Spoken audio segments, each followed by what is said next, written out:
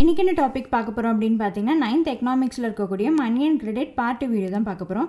ஏற்கனவே பார்ட் 1 வீடியோவில் பார்த்தீங்கன்னா இன்ட்ரடக்ஷன் பற்றி பார்த்துருந்தோம், பார்ட்டர் சிஸ்டம், காயின்ஸ் இதெல்லாம் பற்றி பார்த்துருந்தோம். அதனோட தொடர்ச்சியாக இன்றைக்கி நேச்சுரல் மணி பற்றி தான் தெரிஞ்சுக்க போகிறோம். ஸோ நேச்சுரல் மணி அப்படின்றது இயற்கையான பணம். The metals such as silver and gold gained importance gradually all over the world. படிப்படியாக பார்த்தீங்கன்னா தங்கம், வெள்ளி இந்த உலோகங்கள்லாம் வந்து உலகம் முழுவதும் மதிக்கக்கூடிய உலகங்களாக வந்து ஏற்கப்பட்டிருக்கு. So this metals were used a standard value in the exchange of goods. So இந்த மெட்டல்ஸ்லாம் பார்த்திங்கன்னா ஒரு ஸ்டாண்டர்ட் வேல்யூவை யூஸ் பண்ணுறாங்க. எதுக்காக அப்படின்னா கூட்ஸ் வந்து எக்ஸ்சேஞ்ச் பண்ணுறதுக்காக. ஸ்டாண்டர்ட் வேல்யூ அப்படின்றது ஒரு பொது மதிப்பீடை எடுத்துக்கிறாங்க. அதனால் பார்த்திங்கன்னா நாடுகளுக்கு இடையான கூட்ஸ் எக்ஸ்சேஞ்சில் வந்து இது அந்த மெட்டல்ஸை வந்து யூஸ் பண்ணியிருக்காங்க ஸ்டாண்டர்ட் வேல்யூவாக. This was called as natural money. இதை தான் வந்து இயற்கையான பணம் அப்படின்னு சொல்லி அழைக்கிறாங்க. அடுத்தது பார்த்தீங்கன்னா பேப்பர் மணி பற்றி தெரிஞ்சுக்க போகிறோம். As days went by issues arose because while trade prospered there were insufficient reserves of gold and silver. நாளடைவில் போக போக என்ன ஆகுது அப்படின்னா நேச்சுரல் மணி அப்படின்னு சொல்லக்கூடிய கோல்டு அண்ட் சில்வரோட கையிருப்பு வந்து குறைஞ்சிட்டே வருது. அதே மாதிரி பார்த்திங்கன்னா மைன்ஸ், சுரங்கங்கள்லையும் பார்த்திங்கன்னா ரொம்ப லிமிட்டடாக தான் இருந்திருக்கு இந்த மெட்டல்ஸ் எல்லாமே. And alternative was found and coins were made using metals with lesser value. So அதனால் என்ன பண்ணுறாங்க பார்த்திங்கன்னா ஒரு ஆல்டர்னேட்டிவ் திங்கிங்காக வந்து ஒரு குறைந்த மதிப்பு கொண்ட உலோகங்களை கொண்ட நாணயங்களை வந்து தயாரிக்கிறாங்க. These were used to buy and sell goods of lesser values. ஒரு ரொம்ப கம்மியான விலை, ஒரு 10 பைசா 20 பைசா அந்த மாதிரி ஒரு கம்மி விலையில் இருக்க கூட்ஸ் வந்து வாங்கிறதுக்காக வந்து இது வந்து யூஸ் பண்ணியிருந்திருக்காங்க. It was used as the money of the poor people. ஏன்னா இது வந்து ஏழை மக்களோட பணமாக வந்து இதெல்லாம் பயன்படுத்திகிட்டு இருந்திருக்காங்க. ஏன்னா இவங்க வந்து ஆல்டர்னேட்டிவ் மெத்தடாக வந்து ஹையர் வேல்யூஸ்க்கு போல் லெஸர் வேல்யூஸ்க்கு தான் வந்து போயிருக்காங்க. அதனால் பார்த்திங்கன்னா இது வந்து புவர் பீப்புளோட மணி அப்படின்னு சொல்லி சொல்கிறாங்க. It was used as the money of the poor people. Hence this coins was printed in large numbers. Paper money came into being as the next stage. அதுக்கப்புறம் பார்த்திங்கன்னா குறைந்த மதிப்பு நாணயங்கள் வந்து அதிகமாக வந்து தயாரிக்கிறாங்க. இதோட அடுத்த கட்டமாக வந்து பேப்பர் மணி வந்து நெக்ஸ்ட் ஸ்டேஜில் வந்து வருது. This money was without form and people started saving in banks. So இந்த மணி பார்த்திங்கன்னா காகித பணம் வந்து உருவமற்ற பணமாக இருக்குது. அது வந்து வங்கிகளை வந்து சேமிக்கும் வழக்கும் வந்து வெகுவாக வந்து புழக்கத்துலேருந்து வருது. The great economic depression was also prompted the saving habit of the people. பொருளாதார மந்த நிலை வந்து ஏற்பட்டிருக்கும். ஸோ அப்போ பார்த்திங்கன்னா நிறைய பேர் வந்து வேலை வாய்ப்புகள் இழந்திருப்பாங்க. ஸ்டாக் மார்க்கெட்லாம் வந்து நிறைய டவுன் ஆகிருந்திருக்கும். ஸோ அந்த கிரேட் எக்கனாமிக் டிப்ரெஷன் வந்ததுக்கப்புறம் பார்த்திங்கன்னா மக்களிடம் வந்து அதிகமாக வந்து பணத்தை வந்து சேமிக்கணும் அப்படின்ற பழக்கம் வந்து வந்திருக்கு அப்படின்னு சொல்கிறாங்க. Money has become an inseparable part of every one's life today. அதாவது பணம் அப்படின்றது பார்த்திங்கன்னா ஒவ்வொரு வாழ்விலும் வந்து ஒரு பிரிக்க முடியாத பகுதியாக மாறிவிட்டது. நான் ஏற்கனவே சொன்ன மாதிரி லாஸ்ட் வீடியோவில் சொன்ன மாதிரி பணம் வந்து நம்ம அன்றாட வாழ்க்கையில் யூஸ் பண்ணக்கூடிய சாதனமாக இருக்குது. It has changed its form in the economic front. Money transaction are done through many ways in the electronic world. இப்போ தற்போது சூழலில் பார்த்திங்கன்னா இந்த மின்னணு உலகில் வந்து பணப்பரிமாற்றங்கள் வந்து பல முறைகளில் வந்து நடைபெறுது. எலக்ட்ரானிக் ட்ரான்ஸ்ஃபர் பண்ணுறாங்க, NFC பண்ணுறாங்க, மொபைல் பேங்கிங் பண்ணுறாங்க.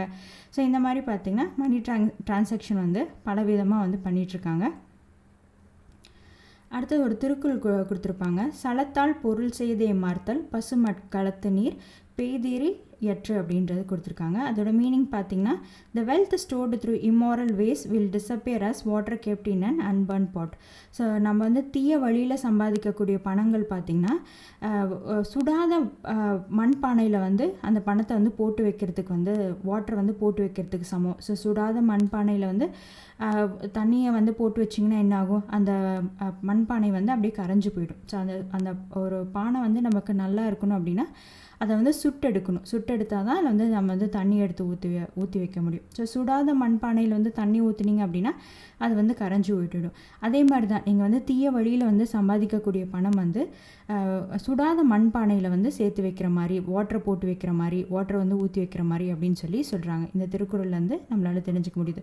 ஸோ நீங்கள் மணி வந்து நம்ம வாழ்க்கையில் வந்து அன்றாடம் தேவை தான். ஆனால் வந்து அந்த நேர்மையான வழியில் வந்து சம்பாதிங்க. எப்பயுமே வந்து தீய வழியில் வந்து பணத்தை வந்து சம்பாதிக்கணும் அப்படின்னு சொல்லி நினைக்காதீங்க. நீங்கள் நாளைக்கு ஒரு அரசு அதிகாரி ஆனீங்கன்னா கூட லஞ்சம் வாங்காமல் ஒரு நேர்மையான வழியில் வந்து எப்பயுமே மற்றவங்களுக்கு வந்து எடுத்துக்காட்டாக வாழுங்க. ஸோ அதுதான் எப்பயுமே வந்து பணம் அப்படின்றது நமக்கு தேவை தான். அது எப்பயுமே வந்து தீய வழியில் வந்து சம்பாதிக்கக்கூடாது. அடுத்தது ஒரு டயக்ராம் மாதிரி கொடுத்துருப்பாங்க. ஃபஸ்ட்டு பாருங்கள், barter system 9000 BC BCE. During this period, exchange of goods was done through barter system. Man exchanged the surplus goods for other goods that he needed. Grains, cattle, salt were the goods that were exchanged. நம்ம ஒவ்வொன்றா பார்த்துட்டே வரோம் இல்லையா, அதை தான் கொடுத்துருக்காங்க. Barter system அப்படின்றது பார்த்திங்கன்னா 9000 BCயில் வந்து இருந்திருக்கு. அதாவது பண்டமாற்று முறையை தான் சொல்கிறாங்க. மேன் வந்து பார்த்திங்கன்னா அவங்கக்கிட்ட வந்து இந்த சர்ப்ளஸ் எக்ஸ்ட்ராவாக இருக்க பொருளை வந்து மாற்றிக்கிறாங்க. இப்போ என்கிட்ட வந்து கிரெயின் இருக்குது, உங்ககிட்ட வந்து சால்ட் இருக்குது அப்படின்னா நான் வந்து அதை கொடுத்து 2 பேரும் வந்து நம்ம வந்து மாற்றிக்கிறோம். அதுதான் வந்து பார்ட்டர் சிஸ்டம் அப்படின்னு சொல்லக்கூடியது. அடுத்து பார்த்திங்கன்னா காயின்ஸ் வந்து 1100 BCயில் வந்து வந்திருக்கு. The Chinese have used small coins during this period. Chinese தான் பார்த்திங்கன்னா ஃபஸ்ட்டு ஸ்மால் காயின்ஸ் வந்து யூஸ் பண்ணியிருந்திருக்காங்க. These coins were made in bronze. இந்த காயின்ஸ் எல்லாமே பிரான்ஸில் தான் இருந்திருக்கு. Countries bordering the Indian Ocean used shells as medium of exchange. So இந்திய பெருங்கடலை ஒட்டியுள்ள நாடுகளில் பார்த்திங்கன்னா ஷெல்ஸ், சோழிகள் அப்படின்னு சொல்லுவோம் தமிழில், அதை வந்து பணமாக வந்து பயன்படுத்தியிருக்காங்க.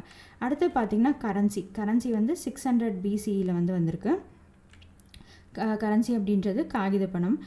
King Alyattes of Lydia announced publicly that official currency will be used for the trade.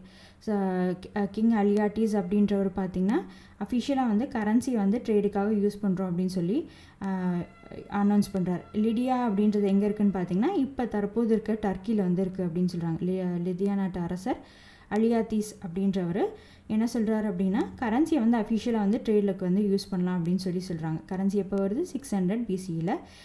Lydia எங்கே இருக்குது அப்படின்னு பார்த்தீங்கன்னா இப்போ இருக்கக்கூடிய டர்க்கியில் இருக்குது. This transaction of money spread through the Mediterranean region. இது எல்லாமே பார்த்திங்கன்னா மெடிட்டேரியன் ரீஜனில் இந்த டிரான்சாக்ஷன்லாம் பரவி இருக்குது அப்படின்னு சொல்கிறாங்க. அடுத்த 4வது பார்த்திங்கன்னா gold coin 1250 AD. The florin a gold plated coin was introduced in Europe. பரிவர்த்தனைக்காக பார்த்திங்கன்னா தங்கம் முலாம் பூசப்பட்ட கோல்டு பிளேட்டட் தான் சொல்கிறாங்க. தங்கம் முலாம் பூசப்பட்ட நாணயம் பார்த்திங்கன்னா யூரோப்பியன்ஸ் வந்து இன்ட்ரடியூஸ் பண்ணியிருக்காங்க. அடுத்து பார்த்திங்கன்னா Marco Polo 1290 AD. Paper money spread to Europe through the travel of Marco Polo. Paper money இவர் மார்க்கோ போலோ வந்து ட்ராவலர் அப்படின்னு சொல்லி நம்ம பழைய வீடியோஸ்லாம் பார்த்துருக்கோம். ஸோ மார்க்கோ போலோவோட பயணத்தால் பார்த்திங்கன்னா காகித பணம் வந்து ஐரோப்பா நாடுகள் முழுவதும் வந்து பரவுது. அடுத்தது பிரிண்டிங் ஆஃப் கரன்சி வந்து எப்போ வந்து அச்சடிக்கிறாங்க அப்படின்னு பார்த்தீங்கன்னா 1661. when new paper money was printed in Sweden, it was not much welcome. காகித பணத்தை வந்து ஸ்வீடனில் வங்கிகளில் வந்து முதல்ல வந்து அச்சடி பண்ணுறாங்க. ஆனால் பார்த்திங்கன்னா அதுக்கு ஒரு பெரிதாக வரவேற்பு இல்லை, யாருக்கிட்டையும் பொதுமக்கள் மற்றவங்கக்கிட்ட யார்கிட்டையுமே வந்து பெருசாக வரவேற்பு இல்லை அப்படின்னு சொல்கிறாங்க. அடுத்தது பார்த்திங்கன்னா எலக்ட்ரானிக் ட்ரான்ஸ்ஃபர், மின்னணு பரிமாற்றம் 1860 AD. Through telegram an effort was undertaken to transfer money electrically. So தந்தி மூலமாக பார்த்திங்கன்னா மின்னணு பணம் பரிவர்த்தனை வந்து முயற்சி பண்ணியிருக்காங்க. எலக்ட்ரானிக்காக வந்து ட்ரான்ஸ்ஃபர் பண்ணுறதுக்காக முயற்சி பண்ணியிருக்காங்க 1860 ADயில். அடுத்து பார்த்திங்கன்னா credit card 1960 AD CE. John Biggins அப்படின்றவர் கிரெடிட் கார்டை வந்து உருவாக்கியிருக்காரு. கிரெடிட் கார்டை யார் உருவாக்கியிருக்காரு, யார் இன்வெர்ட் பண்ணியிருக்காங்க அப்படின்னு சொல்லி கூட கொஷின் கேட்பாங்க. யாருன்னு பார்த்தீங்கன்னா ஜான் பிக்கின்ஸ்.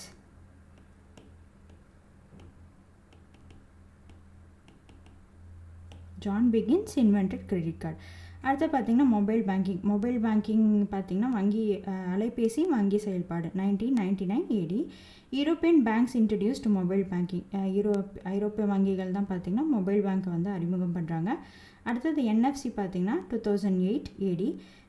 என்எஃப்சிக்கு ஃபுல் ஃபார்ம் வந்து near field communication. NFC was introduced இன் பிரிட்டனில் தான் இன்ட்ரடியூஸ் பண்ணுறாங்க. இன் 2016 இட் கேம் டு இந்தியாவுக்கு எப்போ வந்திருக்கு? 2016 பார்த்திங்கன்னா NFC வந்து வந்திருக்கு. ஸோ அசெஷன் ரீசன் மாதிரி கூட கேட்பாங்க. ஸோ இதெல்லாமே வந்து நல்லா பார்த்துக்கோங்க. 2016 NFC வந்து இந்தியா வந்திருக்கு. It takes only about 7 to 8 seconds to transact money through NFC. 7 to 8 நொடிகள் தான். நீங்கள் விரல் சொடுக்கிறதுக்குள்ளே பார்த்தீங்கன்னா மணி போய் சேர்ந்துடும் அப்படின்றாங்க. ஸோ அவ்வளோ நேரம் தான் எடுக்கும் அப்படின்னு சொல்லி குறிப்பிட்றாங்க. NFC வந்து 2008 ADயில் வருது. யார் இன்ட்ரடியூஸ் பண்ணுறாங்க? பிரிட்டன் இன்ட்ரடியூஸ் பண்ணுறாங்க. 2016 இந்தியாவுக்கு வருது. ஸோ அடுத்து பார்த்தீங்கன்னா electronic transaction.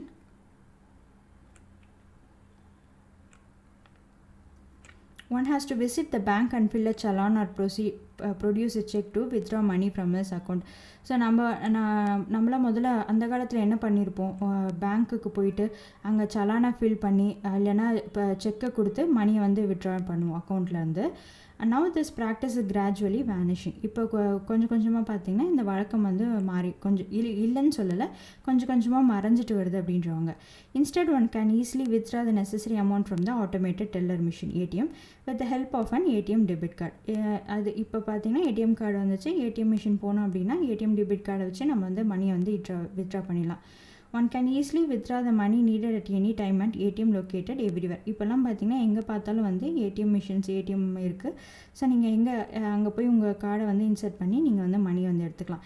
A person can deposit money in their account without visiting the branch. அதே மாதிரி வந்து பிரான்ச் வந்து விசிட் பண்ணாமல் வந்து மணியை வந்து டெபாசிட் பண்ணலாம். Similarly credit cards are also available through which things are brought on credit and amount can be paid later. Credit card அப்படின்றது அந்த கார்டை வச்சு ஒரு லிமிட் கொடுத்துருப்பாங்க. ஸோ அந்த லிமிட்குள்ளே பார்த்திங்கன்னா நீங்கள் வந்து பணம் செலுத்தாமல் கடனாக வந்து பொருளை வந்து வாங்கிக்கலாம். அதுக்கப்புறம் வந்து அந்த பணத்தை வந்து உங்கள்கிட்ட எப்போ பணம் வருதோ அந்த பணத்தை வந்து செலுத்திடலாம். ஸோ அதுதான் வந்து கிரெடிட் கார்டு அப்படின்றது. கிரெடிட் கார்டு அப்படின்றது கடன் அட்டை. ஸோ அதன் மூலமாக வந்து நீங்கள் வந்து தேவையான பொருளை வந்து வாங்கிக்கலாம். அதுக்கப்புறம் வந்து அந்த பொருளுக்கான பணத்தை வந்து நீங்கள் வந்து பின்னால் வந்து செலுத்திக்கலாம். Nowadays, instead of using checks or demand drafts, online transaction through net banking are carried out. Through this, money is transacted to anyone who lives anywhere across the globe. இப்போல்லாம் பார்த்திங்கன்னா செக்ஸு டிமாண்ட் ட்ராஃப்ட்ஸ்லாம் வந்து use பண்ணாமல் online transaction net பேங்கிங்கில் வந்து பண்ணிடுறாங்க. இதனால் பார்த்திங்கன்னா உலகம் முழுக்க எங்கே இருந்தாலும் வந்து நம்மளால் வந்து மணியை ட்ரான்சாக்ஷன் பண்ணலாம் நெட் பேங்கிங் மூலமாக. Technology has advanced so much that even mobile banking is widely used nowadays. நம்மளாம் பார்த்திங்கன்னா இப்போ வந்து டெக்னாலஜி அதிகமாக யூஸ் பண்ண ஆரம்பிச்சிட்டோம். ஸோ மொபைல் பேங்கிங் வந்து பண்ணிகிட்ருக்கோம். இப்போலாம் கூகுள் பே, பேடிஎம் இந்த மாதிரி மொபைல் பேங்கிங் பண்ணிகிட்ருக்கோம். எங்கே போனாலும் பார்த்திங்கன்னா ஃபோன் இருந்தால் போதும், நம்ம கையில் வந்து பணம் வேண்டிய அவசியமே கிடையாது. சிறு வணிகர்கள் கூட இப்போ வந்து பேடிஎம், கூகுள் பே அந்த மாதிரி வச்சுருக்காங்க. ஸோ அந்த மாதிரி வந்து டெக்னாலஜி வந்து ரொம்ப அட்வான்ஸ்மெண்ட் ஆகிட்டே இருக்குது. இன்னமும் வந்து நமக்கு வந்து டெக்னாலஜி வந்து நிறைய வந்து அட்வான்ஸ்மெண்ட் ஆகும். Money that is paper currency is a value. Money அப்படின்றது பார்த்திங்கன்னா பேப்பர் கரன்சி, அது ஒரு வேல்யூ வந்து டிட்டர்மைன் பண்ணுது அப்படின்னு சொல்கிறாங்க. Money is recognized as a standard record for the payment of a thing or service. நம்ம ஒரு ஸ்டாண்டர்ட் மணியை வந்து ஒரு ஸ்டாண்டர்ட் ரெக்கார்டாக வந்து ரெக்கக்னைஸ் பண்ணுறாங்க. ஏதோ ஒரு திங் ஆர் சர்வீஸ் வாங்குகிறோம் அப்படின்னா அதுக்கான பேமெண்ட் தான் வந்து money. Using this currency people can purchase things, pay taxes and repay debits. இந்த கரன்சியை வச்சு நீங்கள் வந்து டேக்ஸை வந்து பே பண்ணலாம், திங்ஸ் வாங்கலாம், உங்களோட கடனை வந்து திருப்பி செலுத்தலாம் அப்படின்றாங்க. இந்த currency of India I promise to pay the bearer the sum of dash rupee is printed as the assurance given by the governor of the reserve bank of India with this signature. So கரன்சியில் பார்த்தீங்கன்னா என்ன print ஆகிருக்கும் அப்படின்னா, இந்த currency of India I promise to pay the bearer the sum of எவ்வளோ amount இருக்கோ அது அந்த ருப்பி யார் அஷூரன்ஸ் கொடுப்பாங்க அப்படின்னு பார்த்தீங்கன்னா கவர்னர், ரிசர்வ் பேங்க் ஆஃப் இந்தியாவோட கவர்னர் வந்து அஷூரன்ஸ் கொடுப்பார் வித் அவரோட சிக்னேச்சரோட. Similarly the signature and the promise given by the highest officials are found in the currencies of all countries.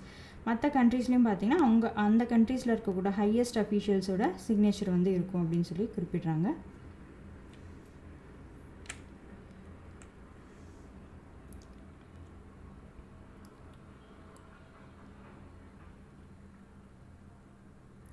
So அந்தந்த நாட்டில் வந்து பணத்தின் உயர் அலுவலர் இருப்பார் இல்லையா, அவரோட கையொப்பமும் உறுதிமொழியும் வந்து இடம்பெற்றிருக்கும். வெவ்வேறு நாட்டுகளில் பார்த்திங்கன்னா நமக்கு வந்து governor of reserve bank of India இருக்காங்க. ஸோ அந்த மாதிரி வந்து வெவ்வேறு நாட்டுக்கு வேறு ஹையஸ்ட் அஃபீஷியல்ஸ் வந்து இருப்பாங்க. அவங்களோட சிக்னேச்சர்ஸ் வந்து கரன்சியில் வந்து இருக்கும் அப்படின்னு சொல்லி குறிப்பிட்றாங்க. அடுத்து பார்த்திங்கன்னா role of reserve bank of India. A government has a responsibility to regulate money supply and oversee the monetary policy.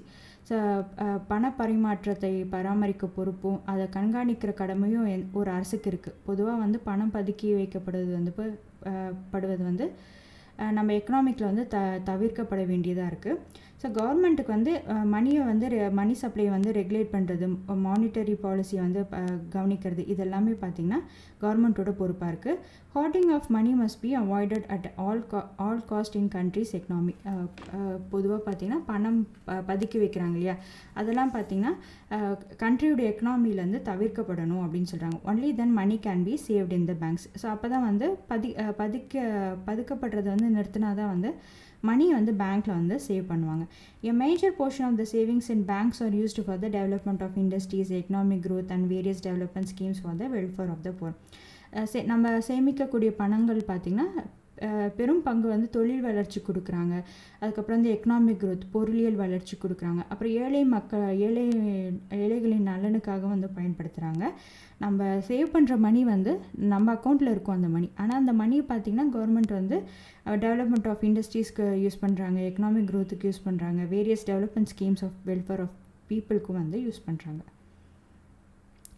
All the major and important banks were nationalized in 1969 in India. The Reserve Bank of India regulates the circulation of currency in India. இந்தியாவில் இருக்க அனைத்து வங்கிகளும் பார்த்திங்கன்னா nationalise பண்ணுறாங்க, நாட்டுடைமை ஆக்கப்படுது. எப்போ அப்படின்னு பார்த்திங்கன்னா 1969 வந்து பண்ணுறாங்க. இந்தியாவில் உள்ள பணப்புழக்கத்தை வந்து ஒழுங்குபடுத்தும் பணியை வந்து யார் பண்ணுறாங்க அப்படின்னு பார்த்திங்கன்னா ரிசர்வ் பேங்க் ஆஃப் இந்தியா தான் பண்ணுறாங்க. So reserve bank of India பார்த்திங்கன்னா ரூபாய் நோட்டை அச்சிடக்கூடிய அதிகாரம் வந்து அவங்களுக்கு தான் இருக்குது. ஸோ ஃபங்க்ஷன்ஸ் ஆஃப் ஆர்பிஐ வந்து நம்ம ஏற்கனவே லாஸ்ட் வீடியோவில் பார்த்துருந்தோம். ஸோ அதை பாருங்கள், டீட்டெயிலாக நான் வந்து எக்ஸ்பிளைன் பண்ணியிருப்பேன். ஆர்பிஐயோட ஃபங்க்ஷன்ஸ் என்னென்ன அப்படின்னா issuer of currency, banker to bank, banker of government, controller of banks, அதுக்கப்புறம் பார்த்திங்கன்னா கண்ட்ரோல் ஆஃப் கிரெடிட்ஸ் இதெல்லாம் இருப்பாங்க அப்படின்னு சொல்லி டீட்டெயிலாக வந்து நடத்தியிருந்தேன். ஸோ ரிசர்வ் பேங்க் அப்படின்றது நம்ம நாட்டுடைய சென்ட்ரல் பேங்க். எல்லா நாடுகளுக்கும் பார்த்திங்கன்னா சென்ட்ரல் பேங்க் இருக்கும். நமக்கு யாருன்னு பார்த்திங்கன்னா ஆர்பிஐ இருப்பாங்க. ஃபார் எக்ஸாம்பிள் அமெரிக்கா பொறுத்த வரைக்கும் ஃபெட்ரல் ரிசர்வ் இருப்பாங்க. ஸோ நமக்கு பார்த்திங்கன்னா ஆர்பிஐ இருக்காங்க. Reserve bank of India started its operation on 1st April 1935. Reserve bank வந்து அவங்களோட ஆப்ரேஷன் எப்போ ஸ்டார்ட் பண்ணுறாங்க அப்படின்னா April 1st, 1935. இந்த கொஷின்ஸ் வந்து அடிக்கடி வந்து கேட்டுகிட்டே இருக்க question. It was permanently move to Mumbai from the year 1937. 1937 பார்த்திங்கன்னா மும்பைக்கு வந்து பர்மனெண்ட்டாக மூவ் பண்ணிடுறாங்க. ஆர்பிஐ எப்போ நேஷ்னலைஸ் பண்ணுறாங்க, நாட்டுடைமை ஆக்குறாங்க அப்படின்னு பார்த்தீங்கன்னா 1949. 85% of the printed currency is let for circulation. 85% வந்து பிரிண்ட் பண்ணக்கூடிய பணத்தில் 85% பார்த்திங்கன்னா புழக்கத்தில் வந்து விட்டுறாங்க கரன்சியை. According to the statistics available as an August 2018, currency worth of 19 lakhs crore are in circulation. So இது வந்து பழைய டேட்டா. இப்போ நம்ம வந்து 2021 இருக்கோம். ஸோ ஆகஸ்ட் 2018 பார்த்திங்கன்னா கிட்டத்தட்ட 19 lakh crores கரன்சி வந்து புழக்கத்தில் வந்து விட்டுருக்காங்க. இது ஒரு ஸ்டாட்டிக்ஸில் வந்து சொல்கிறாங்க. Dr. B.R. Ambedkar PhD thesis on the problem of the rupee, its origin and solution was reference tool and provided guidelines for the Reserve Bank of India Act 1934. Reserve Bank of India Act 1934 இருக்கும். So அதில் பார்த்திங்கன்னா doctor B R அம்பேத்கரோட பணத்தின் சிக்கலும் அதன் தீர்வும், the problem of the rupee, it's origin and solution அப்படின்ற ஆராய்ச்சி கட்டுரை அடிப்படையில் தான் வந்து ரிசர்வ் பேங்க் ஆஃப் இந்தியா சட்டத்தை வந்து கொண்டு வராங்க. So reserve bank of India act 1934 அடிப்படை என்ன அப்படின்னு பார்த்திங்கன்னா இவரோட தீசிஸ் தான், டாக்டர் பிஆர் அம்பேத்கரோட தீசிஸான problem of the rupee, it's origin and the solution. இதை ரெஃபரன்ஸாக தான் வச்சு reserve bank of India act 1934 வந்து கொண்டு வராங்க. அடுத்து பார்த்திங்கன்னா education loans attempts to meet the education aspiration of the society. So ஒருத்தருக்கு வந்து கல்வி கடன் வேணும் அப்படின்னு நினைக்கிறாங்கன்னா கல்வி கடன் வந்து எப்படி அப்ரோச் பண்ணுறாங்க, எப்படி வேணும், அதெல்லாம் வந்து டீட்டெயிலாக அதில் வந்து கொடுத்துருப்பாங்க. எப்படி அப்ரோச் பண்ணுறது, எங்கே போகிறது அப்படின்றது, எவ்வளோ கடன் கிடைக்கும் அப்படின்றதுலாம் இந்த ஸ்லைடில் வந்து நம்ம பார்க்க போகிறோம். கல்வி கடன்கள் பார்த்திங்கன்னா சமுதாயத்தின் கல்வி கற்கும் ஆர்வத்தை வந்து பூர்த்தி செய்யக்கூடியதாக இருக்குது. Student is the main borrower. இதில் வந்து மாணவர் தான் வந்து முதன்மை பயனாளியாக இருப்பார். A parent, spouse or sibling can be the co applicant. இவங்க கூட பெற்றோர், வேறு யாராவது கார்டியன்ஸு இல்லை சிப்ளிங்ஸ், உடன் பிறந்தோர்லாம் வந்து கோ அப்ளிகண்ட்டாக இருப்பாங்க, இணை விண்ணப்பதாரராக இருப்பாங்க.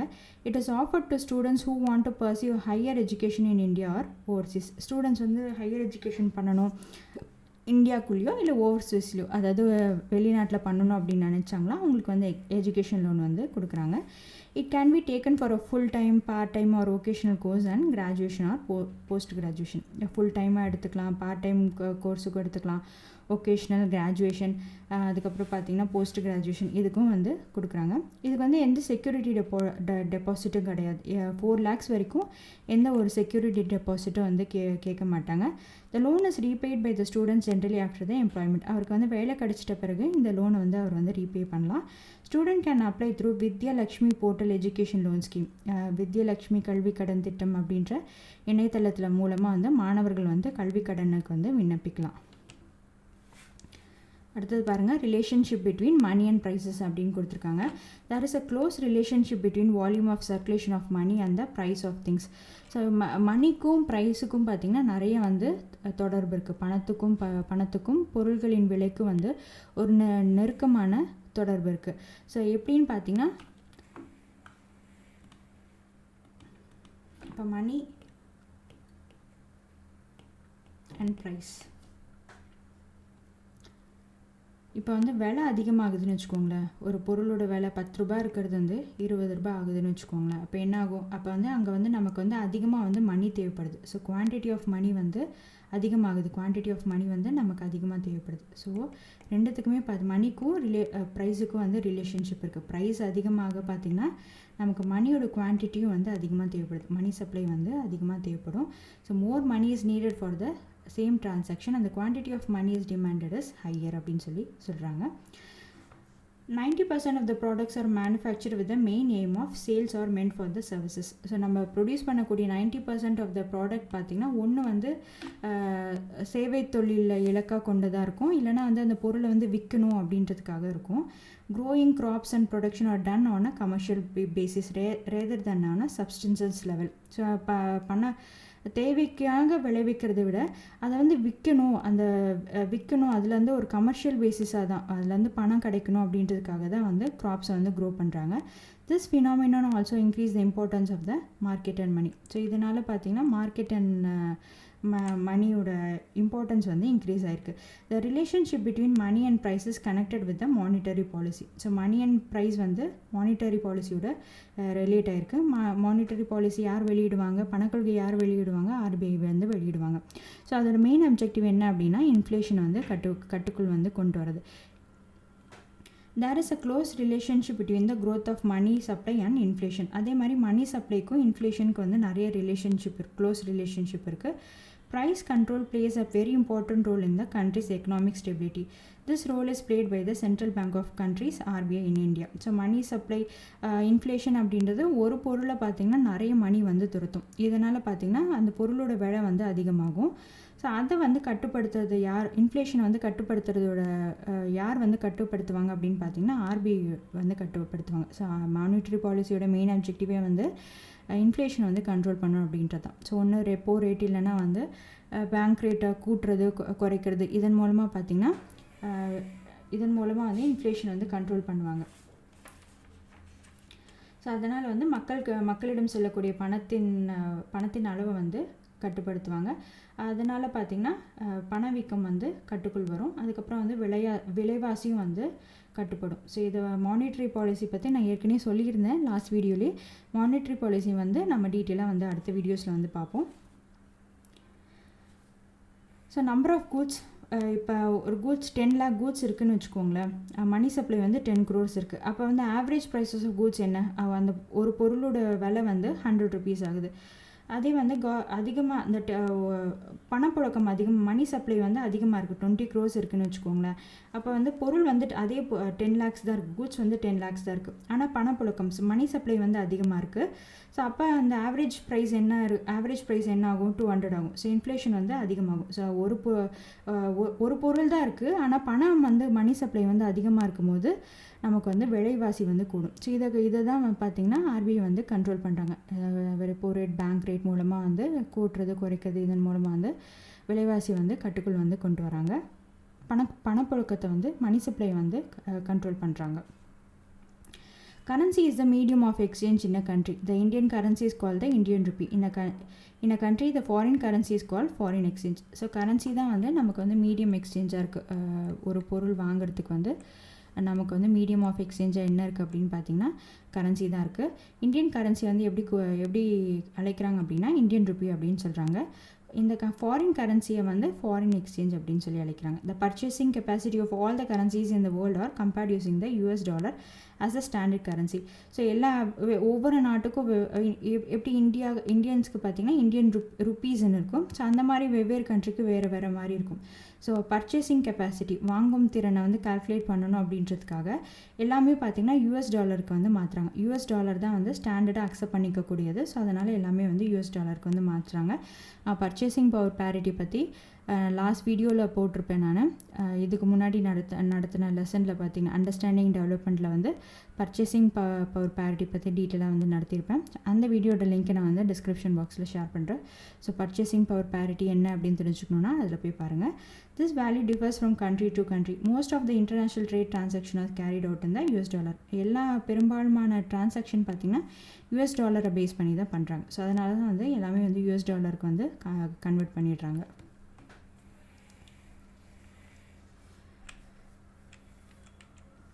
How is currency printed in India? Currency வந்து எப்படி வந்து பிரிண்ட் பண்ணுறாங்க அப்படின்னு பார்த்தீங்கன்னா 1 rupee and 2 rupee notes were first printed in India in the year 1970. 1970ல் 1 rupee and 2 rupee note வந்து பிரிண்ட் பண்ணுறாங்க.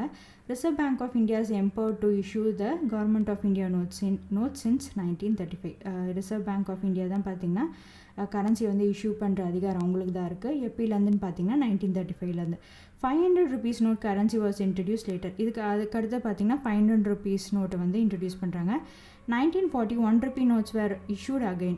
Till 1947 the currency notes with the image of King George VI were in circulation. 1947 வரைக்கும் பார்த்தீங்கன்னா king George சிக்ஸோட அவரோட image தான் வந்து இருந்திருக்கு. இப்போ தான் காந்தி தாத்தாவோட இமேஜ் இருக்கும். ஸோ அப்போ 1947 வரைக்கும் பார்த்தீங்கன்னா கிங் ஜார்ஜ் சிக்ஸோட படம் இருந்திருக்கு.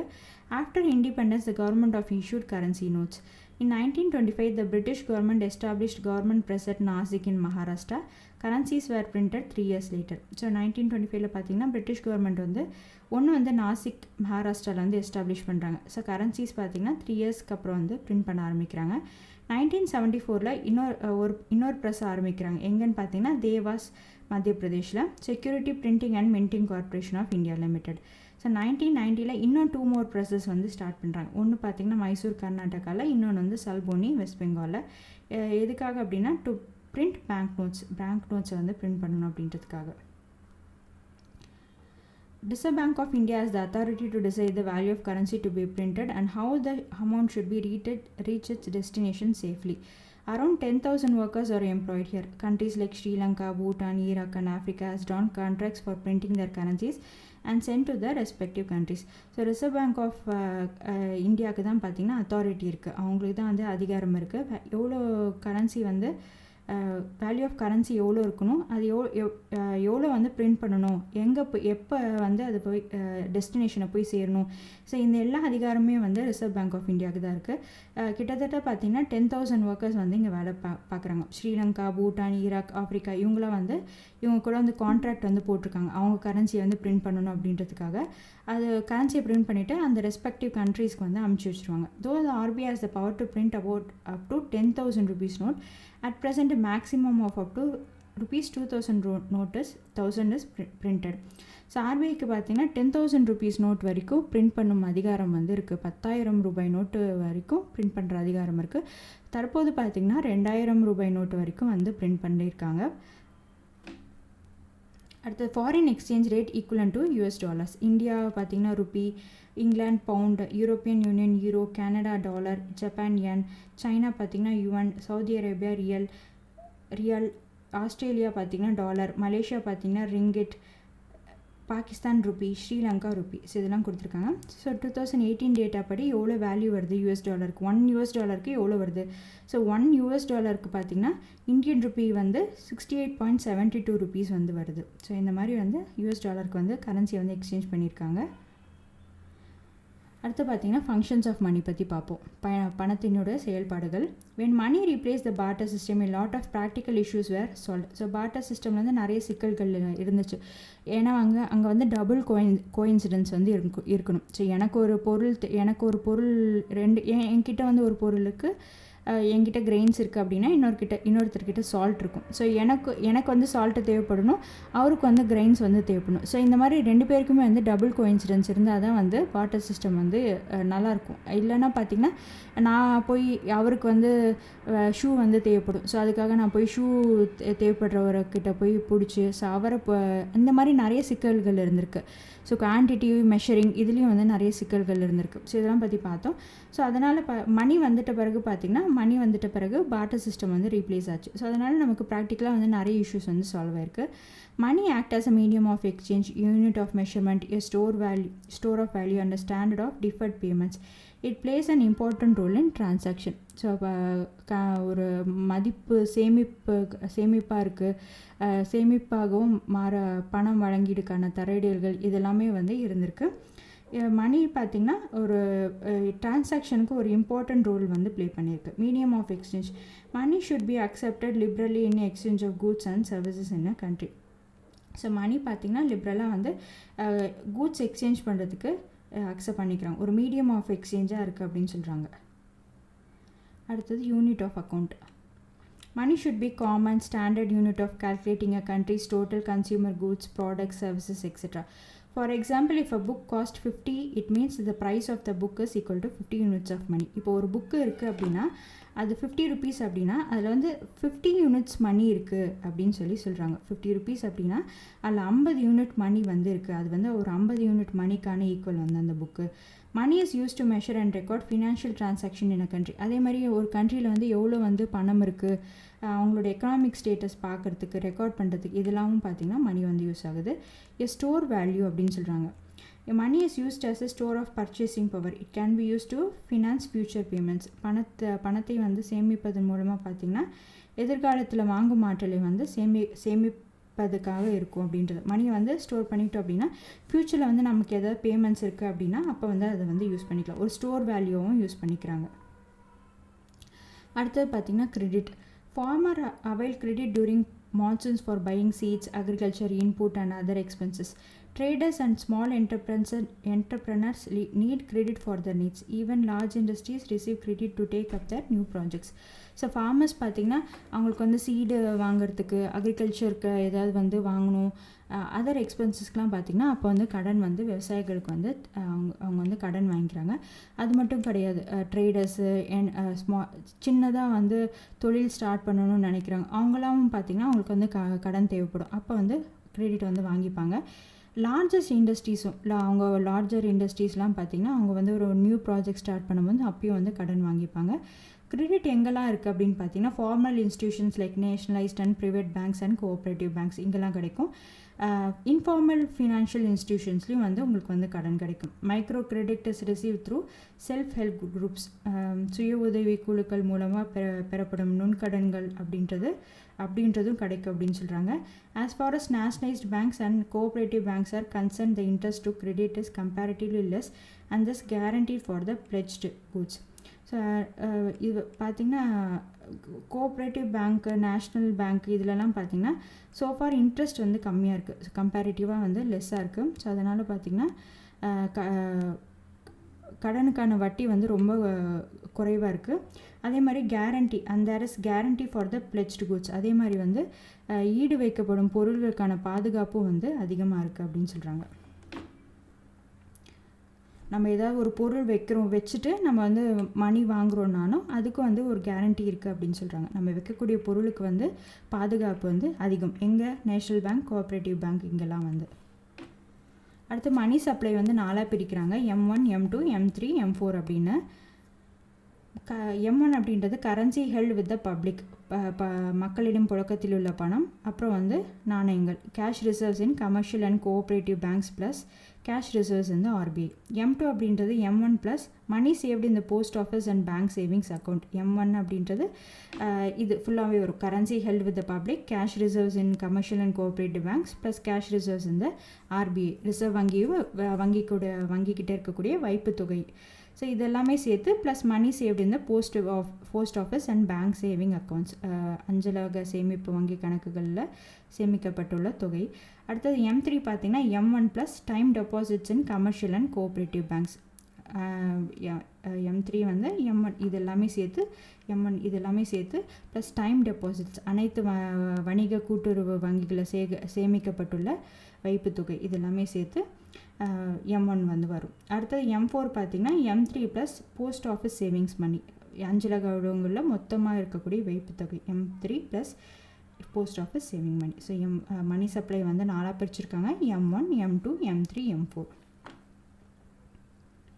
அடுத்தது informal financial institutions. Informal financial institutions are easily approachable to the customers with flexible procedures, but there are issues like the safety of the item, pledged higher rates of interest and modes of recovery. முறைசாரா நிதி நிறுவனங்கள் அப்படின்னு சொல்லக்கூடியது பார்த்திங்கன்னா அவங்கக்கிட்ட வந்து ஈஸியாக போய் நம்ம வந்து அணுகிடலாம், அவங்கக்கிட்ட வந்து நம்ம ஈஸியாக போய் அப்ரோச் பண்ணிடலாம். ஆனால் அதில் வந்து நிறைய இஷ்யூஸ் இருக்குது. அதிகமாக வந்து வட்டி வைக்கிறது, அப்புறம் நம்ம வைக்கக்கூடிய பொருள் இருக்கு இல்லையா, ஈடு வைக்கக்கூடிய பொருள்களில் வந்து பாதுகாப்பு இருக்குமா அப்படின்றது ஒரு கேள்விக்குறி தான். ஸோ இதெல்லாம் இருக்குது. People who lived in a particular place or those who are involved in a certain work join together as a group and start saving. These are called self-help groups. ஒரு பகுதியில் இருக்கக்கூடிய மக்கள்லாம் ஒன்று சேர்ந்துட்டு அவங்க வந்து ஒரு வேலை செஞ்சுட்டு அந்த அவங்களுக்கு கிடைக்கக்கூடிய பணத்தை வந்து அது வந்து சேவ் பண்ணுறாங்க. அது என்ன சொல்கிறாங்க அப்படின்னா செல்ஃப் ஹெல்ப் குரூப்ஸ் அப்படின்னு சொல்கிறாங்க, சுய உதவி குழுக்கள் அப்படின்றது. The nationalized banks provide help to these groups through microcredit. So nationalized பேங்க்ஸ்லாம் பார்த்திங்கன்னா இவங்களுக்கு வந்து ஹெல்ப் பண்ணும் விதமாக இந்த சுய உதவி குழுக்களுக்கு வந்து கடன் உதவி வந்து வங்கிகள் வந்து கடன் உதவி வந்து கொடுக்குறாங்க.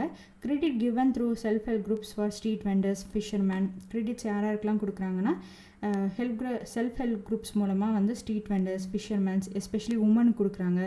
And the poor really make a difference in their life.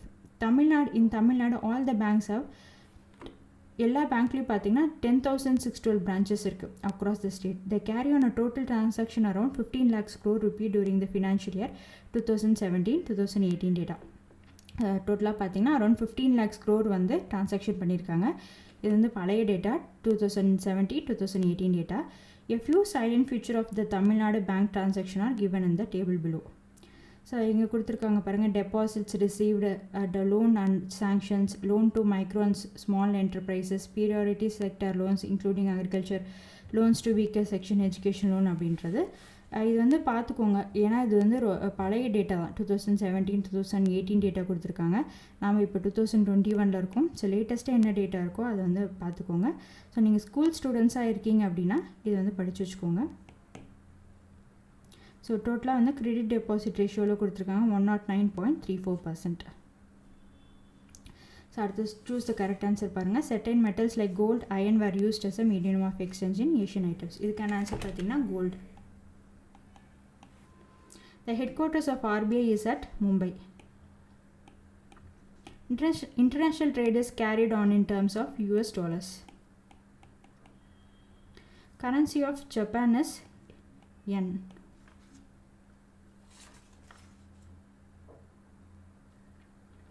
Dash system is considered as the first form of trade, barter system. Money supply is divided into 4. M1, M2, M3, M4. Printing press of the RBI was started at எங்கே start பண்ணுறாங்க அப்படின்னா நாசிக்கில். Dash act as a regulator of circulation of money, RBI, Reserve Bank of India. The thesis about money by B.R. Ambedkar is என்ன அப்படின்னு பார்த்தீங்கன்னா the problem of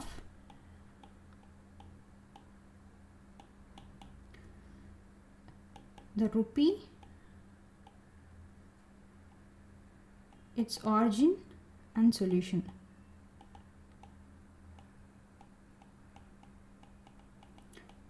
The problem of the rupee, its origin and solution. அடுத்து match the following பாருங்கள். US dollar அப்படின்றது யூனிவர்ஸில் accept பண்ணக்கூடிய கரன்சியாக இருக்குது. கரன்சி இன் சர்க்குலேஷன் எவ்வளோ கரன்சி இப்போ சர்க்குலேட் பண்ணுறாங்க அப்படின்னா 85%. ATM அப்படின்றது ஆட்டோமேட்டிக் டெல்லர் மிஷின். சால்ட் அப்படின்றது சப்ஸ்டியூட் ஆஃப் மணி. ரியல் அப்படின்றது சவுதி அரேபியாவோட currency. US dollar universally accepted currency in circulation 85%. ATM automatic teller machine. Salt அப்படின்றது சப்ஸ்டியூட் ஆஃப் மணி. ரியல் அப்படின்றது பார்த்திங்கன்னா சவுதி அரேபியாவோட currency. The barter system flourished wherever civilization thrived அப்படின்னு சொல்லி கொடுத்துருக்காங்க. This was the initial form of trade. So ரெண்டுமே correct தான். both 1 and 2 are correct. Most of the international trade transactions are carried out in the US dollar. Correct. No other country except the US carries out trade in the world. So இது வந்து தப்பு. US தவிர வேறு எந்த கண்ட்ரியுமே வந்து ட்ரேடை வந்து carry out பண்ணுறது இல்லை அப்படின்னு சொல்கிறாங்க. தவறு. ஸோ ஃபஸ்ட்டு ஸ்டேட்மெண்ட் வந்து correct. 1 is correct, 2 is wrong. So thank you friends. இந்த வீடியோ உங்களுக்கு பிடிச்சிருந்தா உங்கள் ஃப்ரெண்ட்ஸோட ஷேர் பண்ணுங்கள், லைக் பண்ணுங்கள், கமெண்ட் பண்ணுங்கள், மறக்காமல் சப்ஸ்கிரைப் பண்ணிவிடுங்க. தேங்க்யூ.